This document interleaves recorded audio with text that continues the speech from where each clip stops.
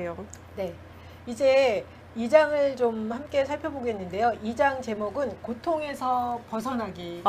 고통에서 벗어나기. 네, 제목만 봐도 그냥 이렇게 혹하는 네. 네, 제목인데 네. 59페이지에 이런 이야기가 있습니다. 마음은 자신이 지배자로 남기 위해서 지금 이 순간을 과거와 미래로 덮어버리려고 한다. 그래서 보면은 어떤 때 보면은 내가 지금 이 자리에 있지 않을 때 보면 막 그런 것들 막 과거에 집착하거나 네, 맞아요. 마음이 막 미래에 가서 미래에 뭘 하기 위해서 지금 이걸 해야 돼. 그러니까 지금 이 순간을 살기 위해서 뭘 해야 되는 게 아니라 미래에 뭔가를 만들기 위해서 이걸 해야 돼. 그러니까 미래에도 미래를 위해서 준비하는 것도 필요하지만 미래를 위해서 현재가 몽땅 이렇게 저당 잡힐 때 있잖아요. 많죠. 그거는 지금 내가 현재를 사는 게 아니다. 네. 그거는 알아. 네.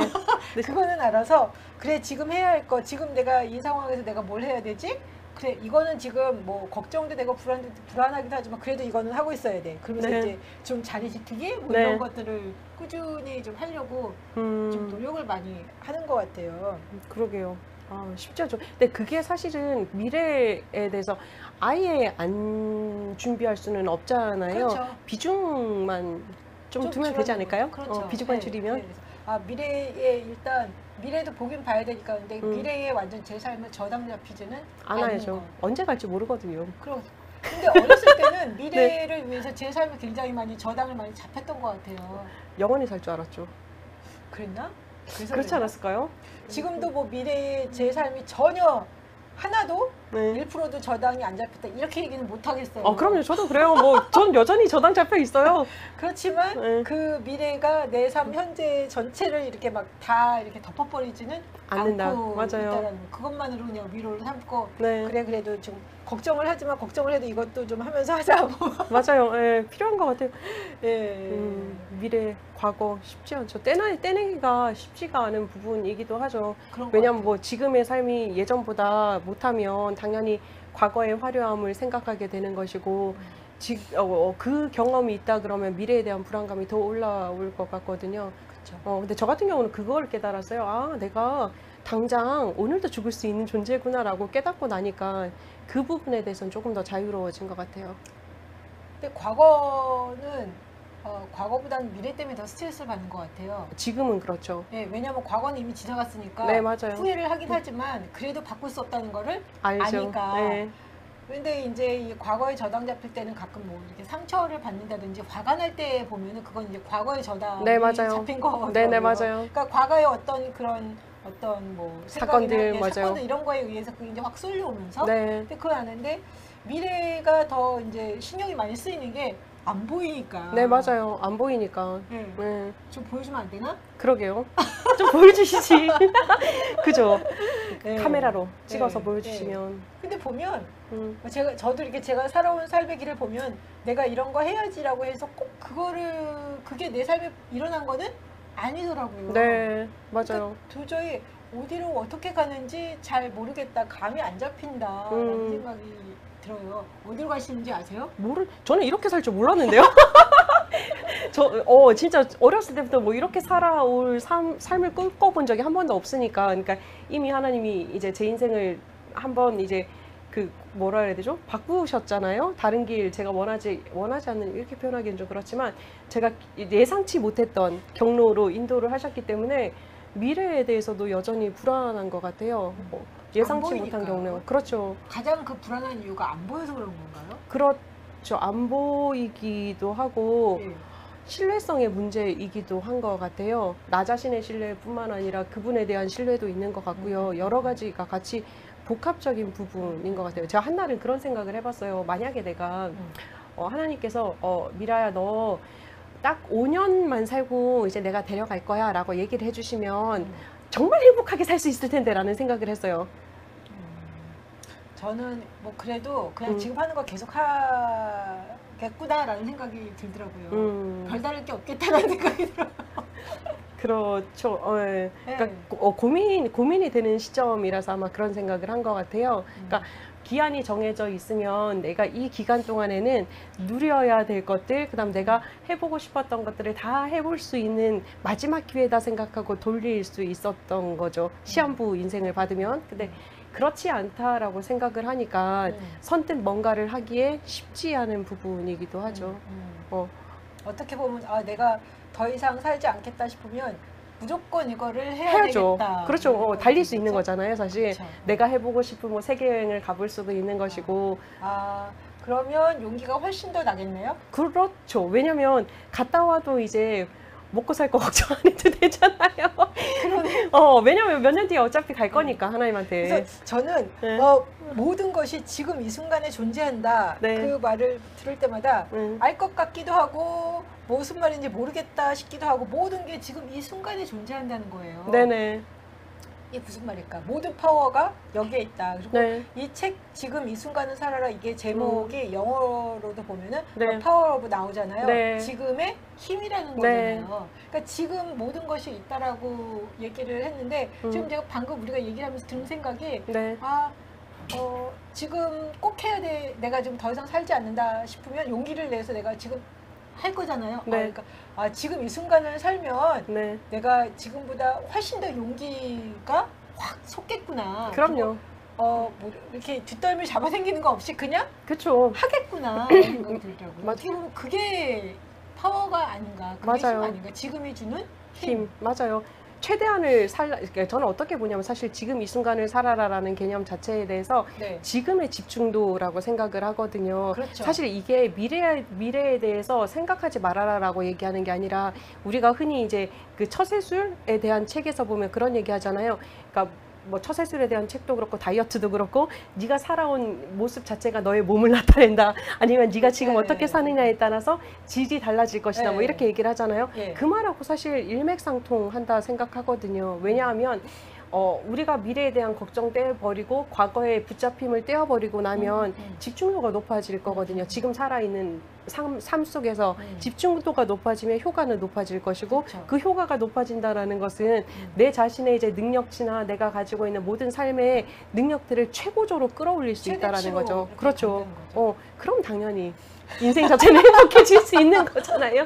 근데 왜 이렇게 붙들고 있는 게 많을까요? 머리로만 알고 있어서 경험을 사실은 용기가 경험이라기보다 경험도 필요한 것 같고요. 내 모든 것을 던졌을 때 거기에서 나오는 이제 결과물을 우리가 경험을 해본 적이 사실은 없잖아요. 그렇게 던지기 위해서는 엄청난 용기가 필요한 부분이니까 근데 용기가 없어서 그런 게 아닌가 싶어요. 네, 그게 그 표현이 제일 맞는 것 같아요. 용기. 네, 용기. 내가 이거 과거나 미래에 이런 게 없다면 지금 하는 거에 있어서 용기를 내서 확 하겠구나. 그러니까요. 네, 이렇게 주저주저하지 않겠구나. 그 생각이 그러니까요. 많아요. 68페이지에 네네. 감정적인 고통이 일어나면 그것이 일어나고 있음을 알아차리고 지켜보는 자로 침묵의 관찰자로 남아 있어야 한다.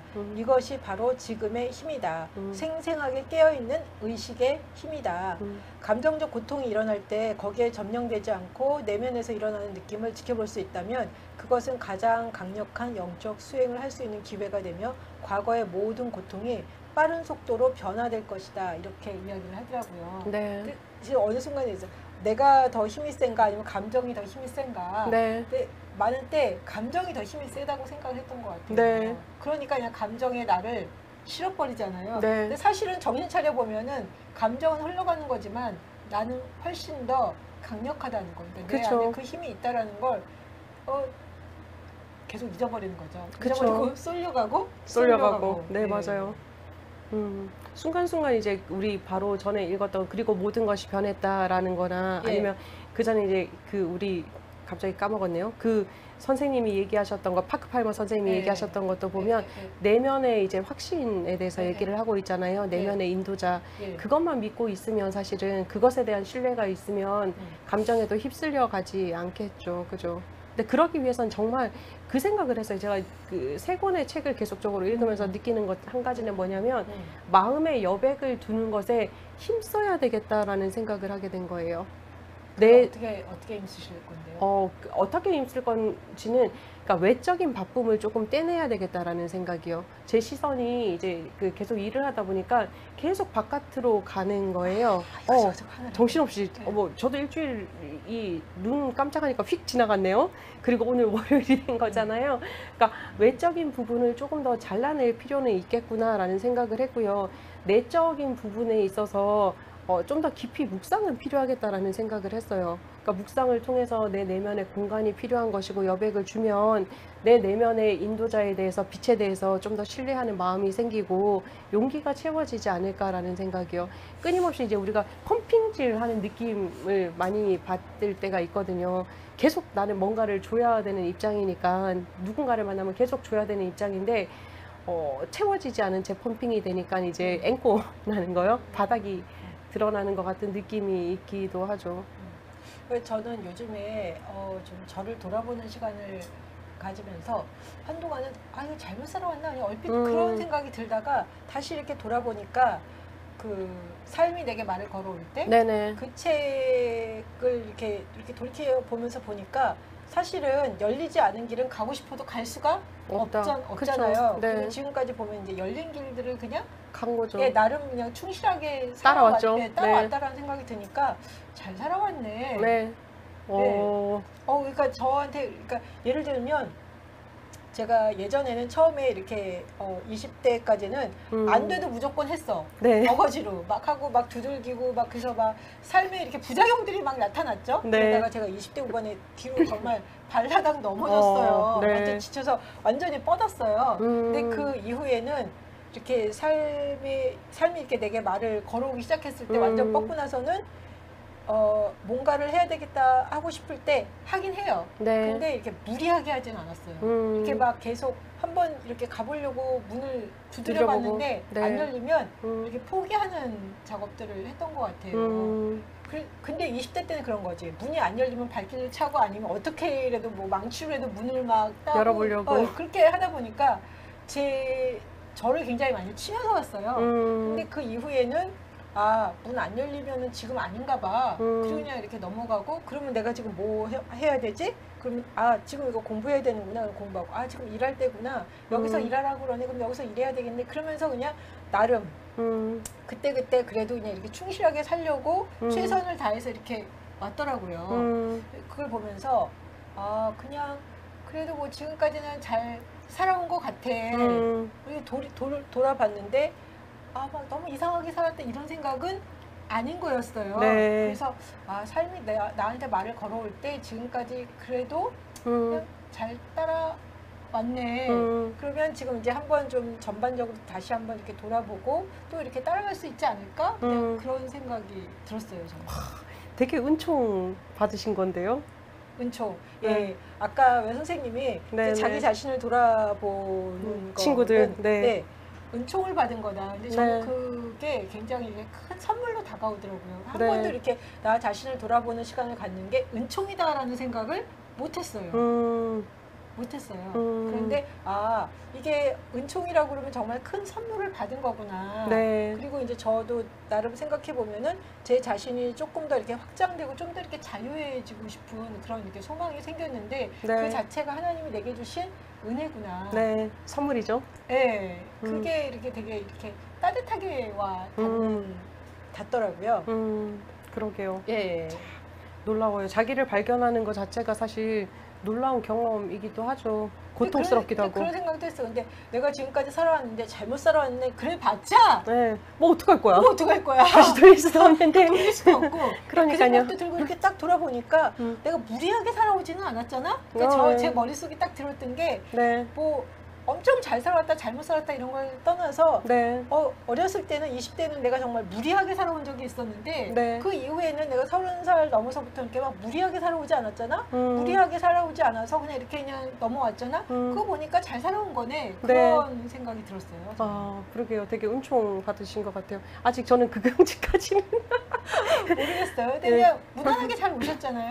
그렇죠. 무난하게 잘 왔는데 간절히 바라는 것 중에 하나가 그건 거죠. 이제 지금 이제 전 주어진 환경에서 최선을 다하고 항상 살아오기는 했단 말이죠. 근데 이게 조금 더 지났을 때 내가 여유롭게 이제 뒤를 돌아볼 수 있을 때 아니면 내 마음에 공백이 있어서 뒤에 대해서 이제 뒤를 한번 더 훑어볼 수 있는 여유가 있을 때 정말 잘 살았구나라는 평이 있었으면 좋겠다. 그러니까 그게 이제 다른 사람에게 평이 아니라 나 스스로 그렇죠. 잘 살아냈네 박미라 이런 느낌 받고 싶다라는 생각은 있어요. 근데 충분히 본인한테 그런 이야기 하실 거예요. 그럼요. 저도 믿고는 있어요. 믿고는 있고 근데 아직까지는 사실은 좀 더 불편함이 여전히 작용을 하고 있는 부분이라서 못 받아들이는 거죠. 제가 되게 좋아하는 그 책 제목 중에 하나가 이제 이현주 목사님이 쓰신 것 중에서 돌아보니 모든 것이 하나님의 은총이었습니다라는 그 뭐 모든 발자국이 하나님의 은총이었습니다. 그러니까 그 책 제목을 보면서 제가 되게 감동받았었거든요. 아, 그래. 그 돌아보니 모든 것이 은총이었다라는 것을 발견하는 것 자체도 저분이 인생을 이제 어느 정도 살아오셨고 그러고 나서 그 삶에서 조금 떨어져서 보니까 자신의 삶이 은총인 것을 발견하였구나라는 생각이 들었었어요. 그래서 아, 조금은 더 내 삶에서 떨어져서 볼 수 있는 노력을 해보기는 해야 되겠다라는 생각은 하게 되었고요. 놀라운 경이로움이죠. 어저께 제가 이제 고등부 설교 들어갔었거든요. 고등부 설교 들어갔는데 창세기 15장을 가지고 설교를 했단 말이에요. 아브람, 그 하나님이 이제 만나 주시는 작업이었는데 아브람한테 그러는 거예요. 너한테 뭘 줄까 그랬더니 아브람이 상속자를 주신다 하셨는데 안 주셨잖아요. 그래서 내가 엘리에셀을 내 이제 상속자로 삼겠습니다. 그랬더니 하나님이 다시 공수표 날리셨거든요. 네. 줄 것이다. 되게 기분 나쁘지 않아요? 저 막 묵상하다가 욱했거든요. 아니 하나님 12장에 아브람 꼬실 때는 몇 가지를 약속해놓고 15장에 가도록 아무것도 안 해주지 않았어요? 막 이랬거든요. 그런데 갑자기 아브람이 하나님을 믿었고 그것을 하나님의 의로 여겼다라고 6절에 나오거든요. 어이가 없는 거죠. 아, 이 사람이 바본가라는 생각을 한 거예요. 도대체 뭐가 바뀐 건가? 라는 생각을 했는데 5절에 그 얘기가 있는 거예요. 하나님이 그를 이끌어서 밖에 데리고 나오셨다. 예. 이끌어서 밖에 데리고 왔다라는 게 저한테 되게 감동으로 왔어요. 아, 하나님이 아브라함에게 지 생각 속에 있지 말고 네가 닥쳐져 있는 문제 속에 있지 말고 그 문제 속에서 끄집어내 주셨구나. 자신의 생각의 틀이 장막이라고 하면 이 장막을 걷고 나오게 한 것이 하나님의 은혜였고 그래서 아브라함이 하나님의 그 공수표가 아니라 진짜 수표라고 믿었구나라는 생각이 들었어요. 그러니까 그걸 가지고 나누었었거든요. 그래서 이 책을 보면서도 그 생각이 드는 거예요. 고통이라는 것 자체, 그 다음 이제 내 마음이라는 것 자체, 내 감정이라는 것 자체도 그 속에 있으면 어차피 못 보겠구나. 근데 나와야 되겠구나 라는 생각을 하게 되었죠. 좀 이렇게 정말 이렇게 떨어지게. 약간, 좀 거리를 두는 작업들이 필요한 것 같아요. 근데 참, 근데 또 그런 생각도 들었어요. 한편으로. 언제까지 정말 행복하고 평온한 나로 살기 위해서는 참 애쓰고 노력해야 될 것이 많은가 라는 생각도 했죠. 그래야 되는구나. 그러니까요. 감정 떼내기가 쉽지 않잖아요. 네, 그러니까 그렇죠. 네. 그 생각도 했죠. 71페이지에 이런 이야기가 나오는데요. 심리적인 두려움이라고 얘기를 네네. 하더라고요. 심리적인 두려움이 구체적이고 즉각적인 위험과는 구분이 된다. 그러니까 마음적으로 네, 두려움이 맞아요. 이렇게 느껴지는 거. 그것은 불안이나 근심, 초조, 긴장, 공포, 증오의 모습으로 찾아온다. 네. 심리적인 두려움은 지금 일어나고 있는 일에 대한 것이 아니라 장차 일어날지도 모를 일에 대한 것이기 십상이다. 네. 우리는 지금 여기에 있으면서 마음은 늘 미래에 가 있곤 한다. 네. 그래서 조바심이 생겨난다. 자신을 마음과 동일시하여서 지금이 지닌 힘과 단순성을 잃어버리고 있는 한 그러한 조바심은 절친한 친구라도 되느냐 우리를 따라다닐 것이다. 우리는 지금 이 순간에 대해서는 언제나 대처할 수 있다. 그러나 마음이 만들어낸 미래에 대해서는 어떻게 해도 손을 쓸 수가 없다. 그렇죠. 예. 수용이 최고다라는 거죠, 사실. 예. 수용. 고통도 사실은 정체가 없는 것일 때가 많잖아요. 불안 때문에 우리가 고통을 받는 경우도 상당히 많으니까요. 신체적인 고통 말고는 심리적인 고통은요. 예전에 과거에 사로잡혀서 받는 고통도 되게 많고요. 미래에 오지 않은 이제 그 불안감 때문에 나타나는 고통도 되게 많잖아요. 그냥 그러려니 하고 아니, 넘겨야죠. 왔구나. 어머, 너 왔니? 너 또 왔구나. 이런 느낌 있잖아요. 예. 반겨줘야죠. 예. 쉽지 않지만. 예. 또 이런 이야기도 있습니다. 내가 옳고 남이 그르다는 주장은 죽음에 대한 두려움에 뿌리를 두고 있다. 만약 자기 주장이 그르다면 마음에 기반을 둔 우리의 자의식은 소멸의 위기를 맞게 된다. 그래서 에고는 자기 잘못을 받아들일 수가 없다. 에고에는 그것이 자신의 죽음을 뜻하기 때문이다. 네. 마음을 자기 자신과 동일시하지 않고 내가 옳던 그르든 그것이 자의식에 아무런 영향을 미치지 않게 되면 무의식적으로 자신이 옳아야 한다는 일종의 폭력이라고 할 수 있는 강한 욕구는 사라진다. 그래서 저는 이걸 보면서 무슨 생각이 했냐면 어떤 사람들과는 일할 때는 별로 내 생각이 그렇게 중요하지가 않아. 네네. 다른 사람이 그래 그럼 뭐 그렇게 하지 뭐. 거기 맞아요. 목숨 걸 필요가 전혀 없죠. 없어요. 네네. 근데 가끔 저희 엄마랑은 이제 서로 말다툼을 하다 보면은 거의 목숨을 거는 것 같아. 내가 맞다고, 네. 당신이 틀리다고. 네. 그래서 일단 보면서 네. 어느 때는 이렇게 별로 이렇게 에고 작동이 안 된다 그러나? 뭐 특별하게 문제가 없는 이상 그냥 당신들이 원하시는 대로 하십시오. 이게 잘 되는데 왜 어떤 관계에서는 특히 왜 이렇게 뭐 부모님과의 관계에서 이게 왜 안 될까? 내가 꼭 옳고 당신이 틀렸다는 걸 당신이 네. 예를 들면 인정을 해라. 막 네네. 그렇게 굉장히 강하게 나가는 제 모습을 보게 됐어요. 그러게요. 왜 그러실까요? 특별히 어머니한테는? 좀 어른들이 보면 좀 막무가내인 적이 있고 좀 그렇잖아요. 그렇죠. 그러니까 그거를 이렇게 못 보고 넘긴다고 그러나? 못 보고 넘겨서. 네. 그게 이제 선생님한테는 어떻게 다가오시는 거예요? 어머니의 이제 그 막무가내스러운 모습이. 그러니까 그렇게 하지 말라고 하는데도 불구하고 계속 보면 그렇게 하실 때 그게 너무 화가 나고 그거를 꼭 꺾어야 된다는 생각이 드는 것 같아요. 어머니 인생인데.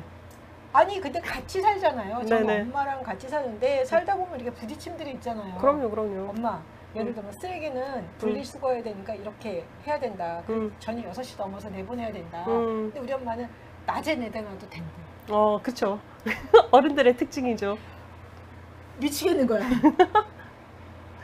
다른 집도 밤에 내놓으니까 우리도 밤 늦게 내놔야지. 대낮부터 내놓으면 거리 미관에도 안 좋다. 그럼 우리 엄마는 다른 사람들도 다 내놓는데 이러면 막 거기에 막 도는 거예요. 네. 제발 그렇게 하지 말라고 해도 안 되는 거예요. 네. 그쵸. 근데 그게 화가 나기는 해요. 사실 그죠. 당연한 건데 안 지키니까 화가 나기는 하는데 그렇게 내 말을 안 듣는 엄마가 나한테는 어떻게 느껴지시는 거예요? 열이 받는다니까요. 느껴지는 거는. 그 엄마가 나를 거지. 어떻게, 날 무시해? 이런 느낌일까요? 말을 안 듣는다? 내가 하는 말에 대해서 존중하지 않는다? 뭐 그런 생각이겠죠? 존중받지 못해서 화가 나시나 봐요, 그러면. 그런 건가요? 여하튼간, 그러니까 뭐 저는 엄마 사생활에 대해서 별로 이렇게 터치를 하고 싶지 않은데 예를 들면 이제 뭐 같이 해서 이거는 이렇게 해야 되니까 이렇게 해줬으면 좋겠다 라든가 얘기를 했는데 그거에 대해서 그냥 당시 고집대로 할 때 네. 거기에 정말 이렇게 막 화가 막 치솟아 오르는 것 같아요. 그쵸. 그거는 한번 파보시면 좋을 것 같아요. 엄마가 왜 내 말 안 듣는 게 화가 나지? 화가 나는 게 당연하긴 한데 그게 이제 나한테 어떤 식으로 다가오는지는 한번 살펴보시면 좋아요. 저는 할머니랑 살거든요. 네. 저희 할머니가 90이 넘으셨단 말이에요. 분리수거 안 하세요. 아무리 내가 할머니 이거 플라스틱은 이렇게 비닐은 이렇게 그다음 재활용 표시 있는 건 이거 뭐 하게 근데 되게 처음에는 되게 화가 나는 거예요. 왜 우리 할머니는 저희 할머니도 막 그래도 된다 그러면서 막 아무데나 집어넣거든요. 그래서 내가 할 테니까 하지 말라고 그래도 또 해. 그러니까요.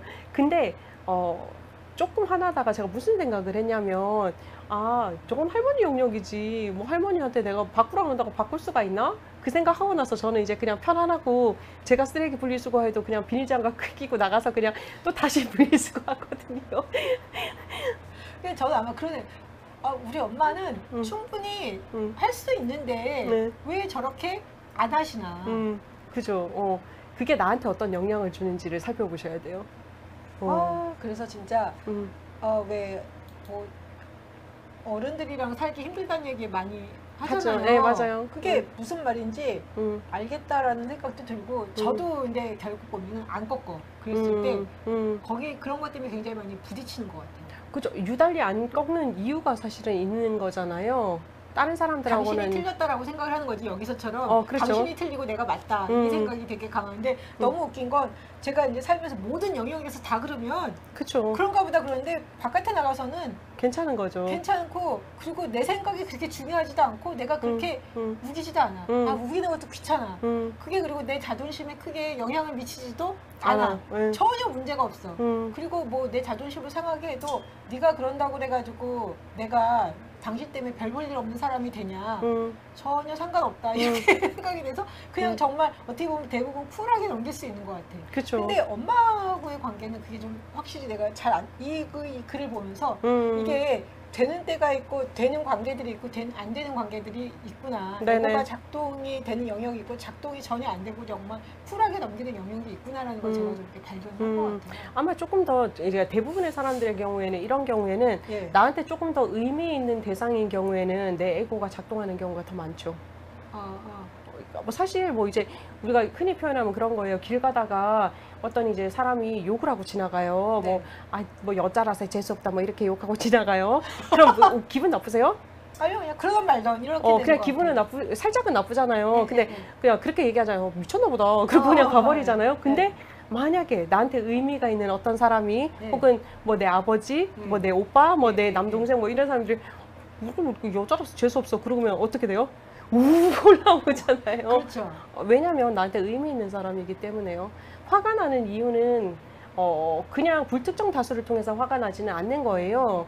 그리고 이제 이렇게 우고 올라오는 거, 에고가 작동하는 경우는 네. 사실은 나한테 의미 있는 대상한테만. 그리고 그 의미 있는 대상한테 내가 귀하게 여김을 받지 못했기 때문에 화가 나는 경우가 많죠. 조금 더 이해가 가네요. 그래서 제가 이 책을 딱 보면서 그거만 신기해. 내가 바깥에서는 사람들이 뭐라 그랬건 말았건 뭐 우기던 말 그럼 너 그렇게 해 그냥 그러고 말아버리는데 왜 엄마와의 관계에서는 그게 안 되지? 여기서는 에고가 확실하게 작동을 하는구나. 그것까지는 제가 이제 딱 보게 된 거예요. 네네. 근데 왜 엄마와의 관계는 안 되는 거지? 딱 거기까지 왔는데 선생님 얘기 들으면서 나한테 우리 엄마는 나한테 의미가 있죠. 그렇죠. 의미가 있죠. 그 의미 있는 대상이 나를 존중하지 않는다라는 느낌이 들 때 아마 내가 그렇게 확 올라오는구나.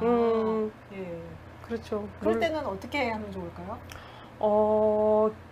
그게 이제 역지사지가 필요한데, 그리고 이제 그냥 그대로 그분의 영역이구나라고 인정해 줄 필요도 있는 거예요, 사실은.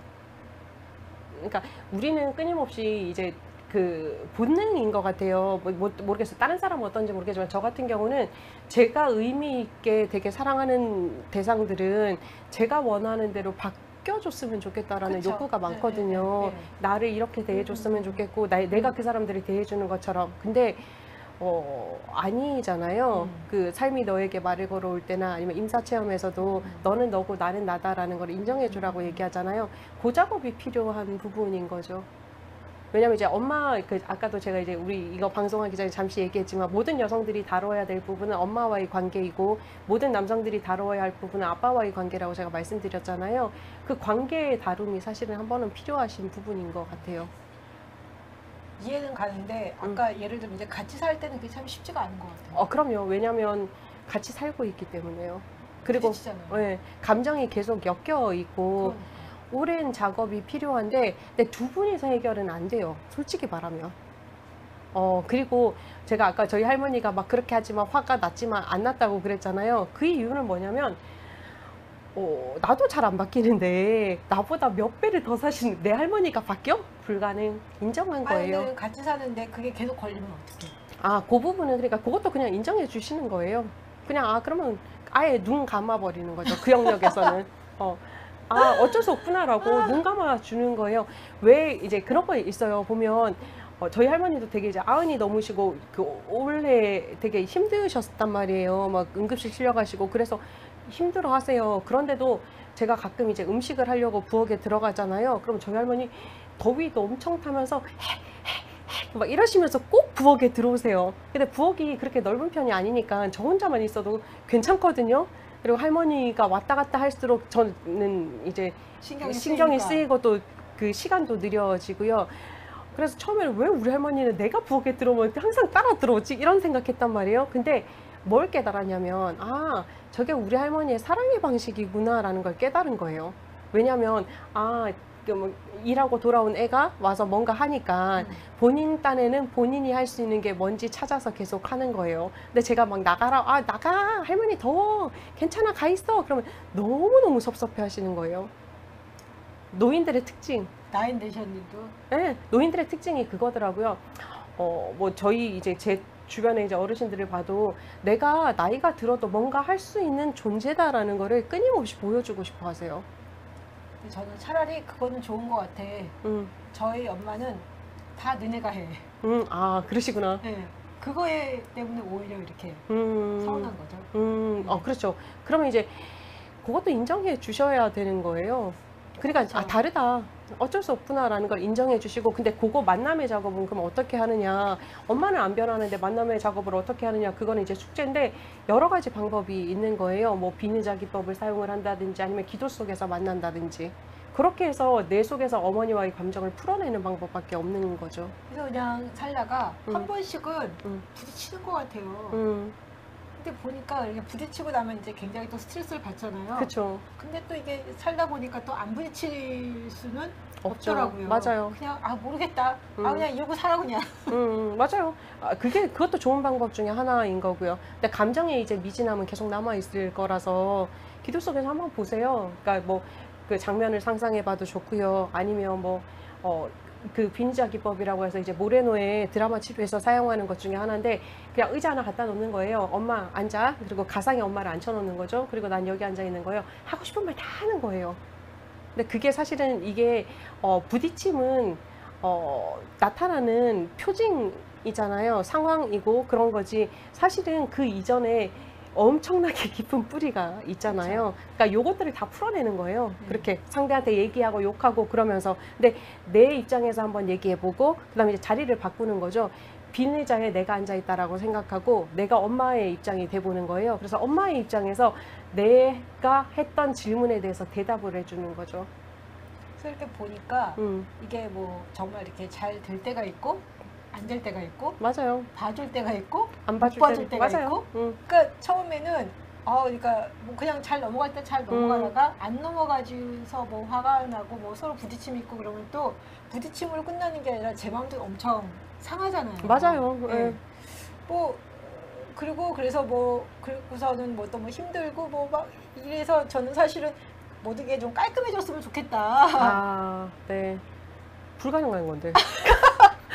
감정이 엮여있는 사람들끼리 어떻게 깔끔하게 살겠어요. 제가 지금 말씀하시는 걸 들어보면서 네. 그냥 그러고 그냥 사는 거구나. 그럼요. 누구나 다. 그냥 네 영역, 네 영역, 내 영역, 내 영역. 네. 인정해주고. 네. 그래서 저는 좀 더 이렇게 깔끔해지면 아주 속이 시원해지지 않을까라고 생각을 했는데, 어떻게 보면 그런 것 때문에 더 오히려 스트레스가 오는 되는 거죠. 것 같아요. 그럼요.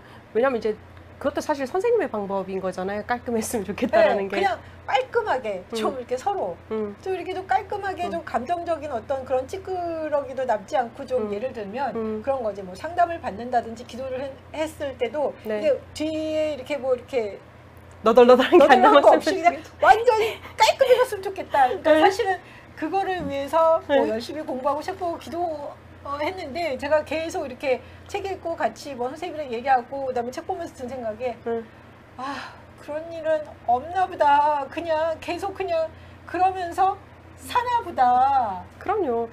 감정적으로 정말 깔끔한 게 같이 사는데 있을 수가 있을까요? 바라는 제가 잘못인 거지. 그럼요. 그럼 사람이 아닌 거 로봇 아니겠어요? 로봇? 그냥 그 프로그래밍 해가지고 밥 먹을 때 밥 먹고 청소할 때 청소하고 이런 로봇만 감정적으로 안 엮이겠죠. 제가 아마 그런 걸 원했나 봐요. 왜냐면 이제 불편하시니까 감정이 계속. 감정이 되게 그러니까 감정이 되게 이렇게 성가시다라는 생각이 드는 거예요. 그래. 감정이 안 들면은 마음이 고통스럽지도 않고 피곤하지도 않고 그냥 딱딱딱딱 정리해서 깔끔하게 사는데, 이 사람의 감정이 엮이면 너무 피곤하고 때로는 감정의 그 소용돌이 내가 너무 휩싸여가지고 너무 고통스러운 적도 많고, 그러니까 네. 감정이 차단되고 좀 완전히 깔끔해졌으면 좋겠다. 네. 근데 뭐 시간이 지날수록 이게 불가능하구나 깨달아지는 거죠. 예. 네. 맞아요. 감정이 가지는 되게 좋은 점을 조금 더 발견할 수 있으면 좋겠다라는 생각은 들어요. 긍정적인 감정도 그렇고 부정적인 감정도 그렇고 충분히 애도해 줄 때는 충분히 애도가 되어야 되는 거잖아요. 아니면 이제 터져 나오니까. 저는 감정이 되게 불편했던 것 같아요. 살면서 계속 그러셨나 보다. 그죠? 네. 감정을 제가 이렇게 컨트롤을 아마 컨트롤이 안 될 거라는 생각이 드니까 감정을 차단하고 감정이 느껴지면 내가 제대로 지금 현재 하고 있는 것들을 제대로 잘 못할 거다라는 생각에 굉장히 감정이 느껴지는 것 자체가 굉장히 좀 많이 불편했다라는 생각이 들어요. 그러게요. 그래서 어깨도 아프시고 목도 아프시고. 특히 뭘 해야 되겠다라는 이렇게 뭐 목표의식 이런 게 강해지면 스트레스를 엄청나게 받으니까 소화도 안 되실 텐데 그러면. 소화도 잘 안 되죠. 왜냐면 여기가 막혀 있으니까요. 네.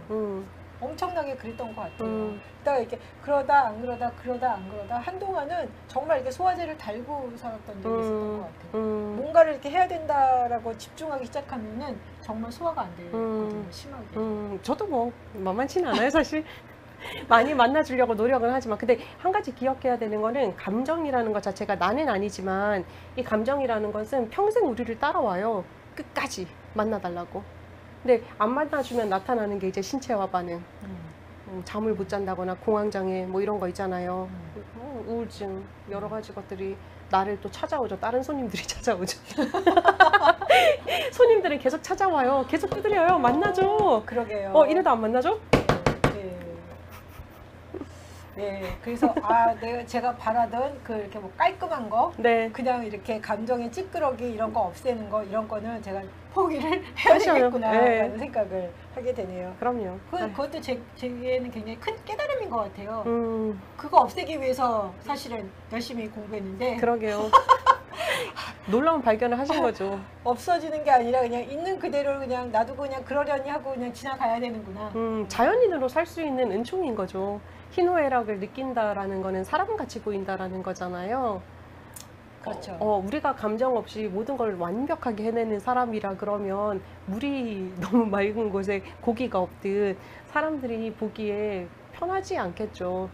저 사람한테는 내가 다가가서 실수 하나라도 하면 안 될 것 같은 느낌. 감정에 대해서 이렇게 네. 받아들이거나 예를 뭐 이 표현이 맞는지는 모르겠지만 사랑한다? 네네. 그게 되세요? 사랑하는 사랑하는 감정이요? 그러니까, 내 감정을 사랑하는 거? 어. 잘 안 되는데, 왜냐면 제가 이제 사실 그 어렸을 때부터 되게 많이 울었어요. 말을 잘 못하고 맨날. 그래서 저희 엄마가 항상 저한테 하는 말이, 너는 왜 말을 하면 말을 안 하고 울기만 해. 근데 그게 언제까지 갔냐면, 제가 대학을 다닐 때까지 그랬어요. 말을 한마디도 못했어요. 계속 뭔가 말을 시키면, 불편한 거 뭐 그런 거 자체 계속 눈물밖에 안 나는 거예요. 먼저 말하기 시작하면 제가요 눈물이 뚝뚝뚝뚝. 그럼 저희 엄마가 아니 이렇게 해서 네가 어떻게 세상을 살아 이런 얘기를 많이 하셨단 말이에요. 그래서 어느 팀인가 제 느낌에도 사실 감정은 그닥 좋은 게 아니다. 마음이 여리게 사는 것은 그닥 좋은 게 아니다라는 생각이 들어왔던 거죠. 그래서 만나주는 것 자체가 저도 되게 큰 위험이고 아직까지도 두려움은 사실은 있는 거예요. 그래서 저는 분노의 감정을 웬만해선 잘 느끼진 않아요. 물론 이제 조금 다른 사람보다 제가 판단할 때는 포용력이 조금 넓은 인간이기도 하지만 분노의 감정을 잘 느끼진 않는데 의미 있는 대상한테는 엄청나게 많이 느껴지더라고요. 요즘에 이제 많이 이제 경험하고 있는 부분인데, 그 하나님 만나고 나서부터 이제 몇 가지 이제 그 느껴지는 감정인데 수용하기가 쉽지는 않아요. 여전히 이제 감정을 느끼는 데 자체가 부끄럽고 여전히 이제 그 뭐 안 좋은 감정을 표현하는 데 자체가 쉽지 않고 불편하고 근데 사랑하려고 애쓰고 있어요. 받아들여 주려고. 왜냐면 이제 안 받아들여 주면 여러 가지 손님들이 찾아온다는 거 전 알고는 있으니까요. 감정을 아마 그걸 거예요. 제가 이제 감정을 사랑하실 수 있냐고 물어보는 게 감정을 어떻게 보면 받아들일 수 네네, 있는 맞아요. 그거랑 같은 네네. 맥락인 거죠. 네네, 맞아요. 네. 받아들여 주는 거. 뭐 기꺼이는 아니지만 웰컴은 아니지만 왔구나. 그래. 이렇게 그 감정을 수용해 주는 거죠. 네. 네. 존재 자체를 인정해 주는 거예요. 그 감정도. 이 74페이지에 저는 이거 보면서도 딱 나야라는 생각을 했는데 에고는 온전함을 찾아 헤맨다. 에고는 온전함을 누리기 위해서 돈과 성공, 권력, 명예, 특별한 인간관계를 추구한다. 이를 통해서 자신을 대견스러워하고 자신이 더 완전해진 것 같은 기분을 느끼기 위해서이다. 에고는 마음에서 유래하기 때문에 자신을 외부에 있는 것과 동일시 물질, 직업, 사회적 지위와 인정, 지식과 교육, 외모, 특별한 능력, 인간관계 등을 하려고 그런 것 등으로 채우려고 한다. 그러나 그 어느 것도 진정한 우리 자신은 아니다. 네. 근데 저는 이제 그거는 그러니까 뭐 권력이라든지 명예라든지 내가 뭘 하려고 하는 거 그것들이 나를 아니라는 거는 알아. 알고. 네네. 그래서 막 이렇게 하다가 집착하는 것 같다 싶으면 그만해. 네. 그거는 아니라는 걸 아니까. 네. 근데 그러면서 근데 나는 뭐야? 계속 생각해. 근데 나는 뭐야? 아무것도 집착을 못하고 그러면 나는 어떻게 해야 되는 거야? 이 그런 거 있잖아요. 그러니까 네네. 집착을 하면 안 된다는 건 알아. 그래서 예전에는 차라리 어디 이렇게 딱 달라붙어서 집착을 하면 네. 그게 내가 되니까 거기서 네. 안정감을 누릴 수 있잖아요. 네네. 근데 이제 그 어느 것도 완전히 나는 아니고 집착을 해도 그게 어느 순간 지나가면 네. 다시 공허해진다는 것도 알아. 알겠죠, 네. 그러니까 집착도 못해. 음. 그러니까 이게 떠돌아다니는 거죠. 유령 캐스퍼처럼 빠빠빠빠 떠돌아다니는 거죠. 어떡하지? 어디에 붙을 수 없고 어떡하지? 그죠. 아까 제가 이제 그 집착에 대해서 얘기하면서 제가 얘기하는 거 듣고 깜짝 놀라셨잖아요. 어? 저 선생님은 계속 집착하네 그런 느낌 받으셨죠. 네, 네. 저는 어떻게 보냐면 이런 부분은 그러니까 나를 채우는 게 어떤 것도 안 된다라는 건 알고 있잖아요. 그거는 진짜 분명해요. 네. 그건 분명한데 집착하는 나도 멀리 떨어져서 보는 거예요. 근데 그 집착이 내가 아니다라는 것은 알고 있지만 그 집착은 내가 원하는 거잖아요. 나는 아니지만 필요 충분 조건은 아니지만 나한테 속해 있는 어떤 조그만한 한 부분인 거잖아요. 거기에 집착하는 나의 모습도 인정해 주는 게 필요하지 않나라는 생각이 드는 뭔가에 거예요. 집착하는 나를 인정하면 어떻게 되는 거죠? 그것도 내 모습인 거죠. 왜냐면 집착을 한다라는 걸 집착이 없는 인간도 있는 거 아세요?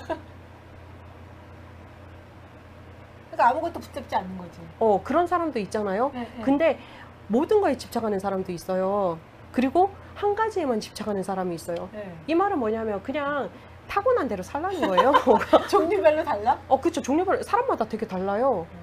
어떤 사람은 모든 거에 집착을 하고 어떤 그쵸. 사람은 아무것도 집착을 하지 않고. 네, 어떤 사람은 한 가지에만 집착하고. 근데 아무것도 집착하지 않는 게 가장 좋은 거 아니에요? 아니죠. 그거는 아니에요? 그 사람이 타고난 거라서 그 사람한테는 좋은 걸지 모르겠지만 우리는 넬슨 만델라가 아니잖아요. 나는 또 나 아닌 모습으로 살아가려고 하는 거라고 얘기하는 거예요. 근데 집착을 하려고 하는 순간 여기에 집착하면 별로 좋은 게 없을 텐데 막 이런 생각이 드니까. 음. 근데 아까 말씀드린 대로 그래서 어쩌지를 못하는 거야. 왜냐면 내가 아닌 모습으로 살아가려고 그러니까 캐스퍼처럼 떠돌아다닐 수밖에 없는 거예요. 나는 신경미야. 신경미는 집착하는 부분이 있는 사람이야. 왜냐면 20대 때는 문이 안 열리면 망치로라도 두드려 깨서 할 정도의 사람이었던 거죠. 네, 네. 그게 이제 신경미인 거잖아요. 물론 본인이 상하기도 했지만. 네. 그래서 근데 내가 더 이상 그렇게 하지 않겠다라고 결심을 한 거잖아요. 근데 그게 신경미인 거예요. 대신 완급 조절이 가능해진 거죠. 나는 집착하는 인간이야. 그런데 내가 상할 정도까지는 집착을 안 할 수 있어. 가 된 거. 그러면 그게 이제 본인인 거예요. 그냥 결국은 내가 하고 싶은 거 그냥 계속 하면서 살면 된다. 이거. 그런 거죠. 예, 그걸 인정해 주셔야 되는 거. 왜 굳이 넬슨 만델라가 되시려고 하시고. 아니 혹시 그러면 조금 더 이렇게 편안해질까 봐요? 예. 그것도 집착이신 거예요. 사실은 나 모든 거 집착 안 할 거야. 나는 집착하는 인간인데 집착 안 할 거야가 되세요? 아니 그러니까 뭘 어떻게 해야 되지? 막 이렇게 되는 그러니까요. 거예요. 떠돌아다니시는 거니까요. 그냥 자기를 인정하시라니까요. 나 집착하는 저 되게 집착 잘 안 하는데 하나님한테 집착하거든요. 아니 달라고요. 물론 아니, 주시든 안 근데- 주시든 중요하지는 않지만. 아니 근데 네. 하나님이 눈에 보이는 것도 아니고 네. 집착한다고 되는 것도 아니잖아요. 맞아요. 그러니까 근데 그래도 내 마음은 풀어야 될 거 아니에요. 다른 사람한테 저는 집착하지는 않아요. 제가 집착하는 유일한 대상이 한 분 계세요. 저희 조카님. 그분 외에는 전 집착하지는 않거든요. 근데 원래 집착이 별로 없는 인간이기도 하고요. 욕심이 이제 막 뭐 달라 이런 인간도 사실은 전 아니거든요. 근데 하나님한테는 이제 제가 집착을 하게 되긴 하더라고요. 근데 그 집착도 다른 집착이 꾸준하게 나타나는 건 아니지만 어떤 한 부분에 대해서는 제가 끊임없이 하나님한테 요구하는 부분이 있는 거예요. 하나님 제가 조금 더 하나님한테 가까이 갔으면 좋겠어요. 하나님 제가 조금 더 성품이 변했으면 좋겠어요. 하나님 제가 조금 더 마음이 넓어졌으면 좋겠어요. 이런 부분은 저는 끊임없이 강구하거든요. 근데 그 부분에 대해서는 제가 집착을 하는 거죠. 왜냐하면 좋은 사람처럼 보이고 싶고 좋은 사람이 되고 싶으니까. 근데 그렇게 집착하는 나도 나라는 걸 인정하고 나니까 괜찮은 거예요. 어떡하겠어요. 아까 말씀하신 대로 네. 제가 어렸을 때는 굉장히 집착을 하다가 막 난리를 폈다고 네. 했잖아요. 네. 그 다음부터는 진짜 완급 조절이 돼요. 예, 그쵸. 완급 조절은 되는데 그 다음부터는 또 이제 뭔가를 이렇게 하기에 이렇게 두려워지는 거 있잖아요. 다칠까봐. 네, 다칠까봐. 음. 혹시 그러다가 내가 또 망치 들고 나가는 네, 거 아니야? 네. 막 이런 생각 때문에 이렇게 막 확 쏟는다? 이거를 제가 좀 잘 못하는. 용기의 문제가 된 거거든요. 예전에는 이제 그게 과했다면 과했던 거죠. 과했다 보니까 이제 내가 다치기 시작하니까 이거는 아니잖아. 그러면서 뒤로 쭉 빠진 거죠. 네네. 쭉 빠졌는데 이제는 또 이렇게 할 수 있을까? 뭘 해야 되지?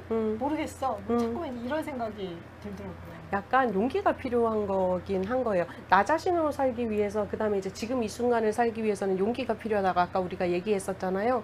그 부분도 마찬가지인 것 같아요. 어떤 용기가 필요하냐? 내가 집착하면 다칠 수도 있어. 그런데 안 하고 미진한 것보다 하고 마는 게 나아. 낫다라고 판단이 되면 해보시는 거죠. 근데 모든 부분에 있어서 그렇게 하고 나는 게 더 낫다라는 판단이 되지는 않으실 거거든요. 이제 완급 조절이 되시니까. 그렇죠. 근데 막 지금 순간은 내가 정말 이걸 뭐 꼭 해야 되겠다, 안 해야 되겠다 이런 게 사실 특별한 게 없죠. 없어요. 그럼 달려드실 필요가 없는 거고. 그러니까 그것도 약간 스트레스가 되는 거예요. 이것도 문제 아니야? 막 이런 생각이 들어요. 아니에요. 그럼 지금은 그냥 그런 상태이신 거예요. 그러니까 아까 정말 지금 이 순간 이게 이거면 그냥 이대로 받아들이면 되는데 이것도 불편하고 차라리 뭔가 이렇게 집착하고 있으면 편한데. 왜냐면 집중할 수 있으니까요. 거기에 다른 생각 안 해도 되니까요. 사람이 그런 것 같아요. 근데 이렇게 좀 뭔가 뭐 지난 시간에 이야기를 했었다. 이렇게 완벽하지 않은 거, 네네네. 완전하지 않은 거, 이거를 못 견뎌하는. 네네. 그렇죠. 그것도 이제 집착하는 거니까요. 이 순간이 불편하다라고 느끼시잖아요. 내가 지금은 어떤 거에도 내가 막 매달려 보고 집착해 보고 싶은 욕구가 없다라는, 내가 이제 이상하기도 하고 불편하기도 하고 문제처럼 느껴지기도 하지만 그런 불편한 감정도 느껴보시는 것도 좋죠. 그래서 요즘에 그 불편한 감정을 느끼면서 진짜 불편해. 그러니까요. 그래서 좋아요. 진짜 불편해. 뭐 그래도 해보지 뭐. 참아보지 뭐. 네, 그러고 있어요. 좋은 방법 중에 하나예요. 받아들이기. 그래서 근데 저 막 감정은 정말 마음에 안 들어. 뭐 막 이런 거 있잖아요. 감정이 없으면 정말 편안할 텐데 감정은 진짜 여기 어디서 그런 얘기 나왔는데 요동친다고 그러는데. 네네, 맞아요. 진짜 마음에 안 드는 거.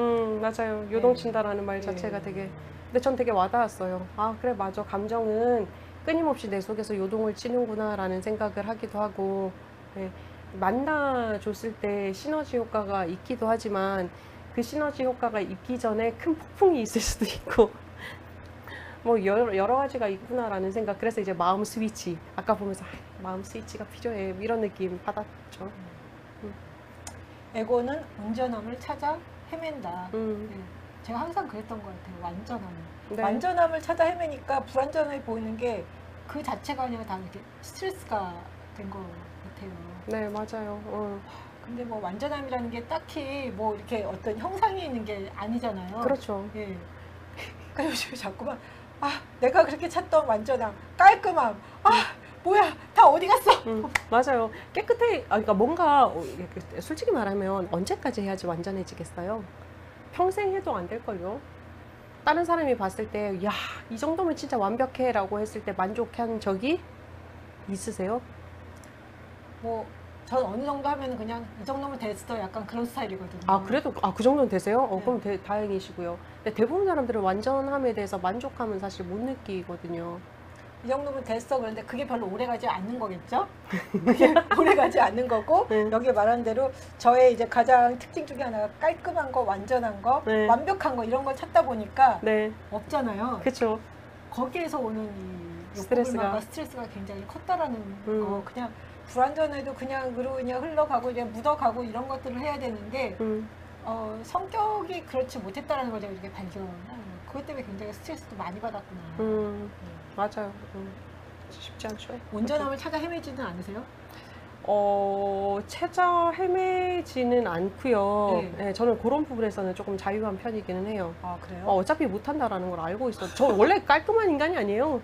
그리고 완벽한 인간도 아니고, 저 그랬잖아요. 덜 떨어졌다고요.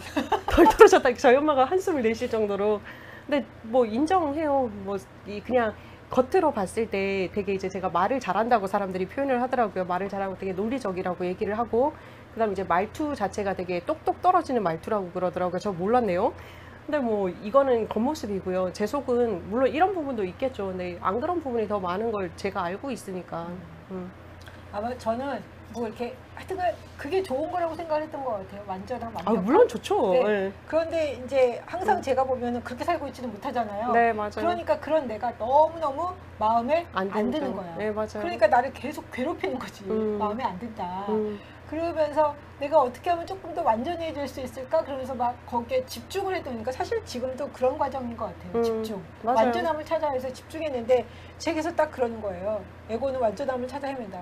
그거 완전 나잖아? 하는 생각과 그렇게 완전함을 찾아 헤맸는데 그 완전함이 없다라는 것 자체가 굉장히 허탈함?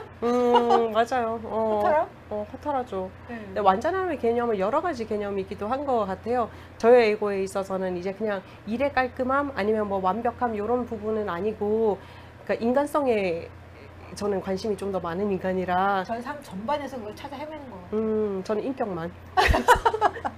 그래서 또 뭐 이제 감정이 울렁거리면 전 되게 이제 자조적인 표현을 한 번씩 하거든요. 아, 여전히 예수 믿었는데 이 정도밖에 뭐 이런 느낌인 것 같아요. 예. 그래서 2부 제목에 아까 네. 저희가 얘기하기를 네. 어, 고통에서 벗어나기. 네, 고통에서 벗어나기. 네. 조금 제가 좀 답을 찾은 것 같아요. 고통에서 벗어나려고 하지 말아야지. 그냥 고통스러운 거구나라고 인정을 해야죠. 하는 거. 네. 네. 나는 고통스러우면 안 되는데 뭐 막 이러기 시작하니까 답이 안 나왔는데 고통도 그냥 인정을 하고 받아들이기. 완전함이라는 거는 그냥 이 불완전한 내 모습 자체가 완전함이라는 거. 누군가가 그렇죠. 그런 얘기를 했어요. 불완전한 가운데서 완전함을 찾아보는 거. 그래서 어떻게 제가 딱 하는 소리. 어떻게 불완전한 데서 완전함을 찾아? 그렇죠. 그게 놀라운 경이로운 눈인 거죠. 자기를 발견할 수 있는, 자기를 편안함인 수용할 거죠. 수 있는. 그렇죠. 편안함. 네. 그 이야기도 조금 더 이해가 갑니다.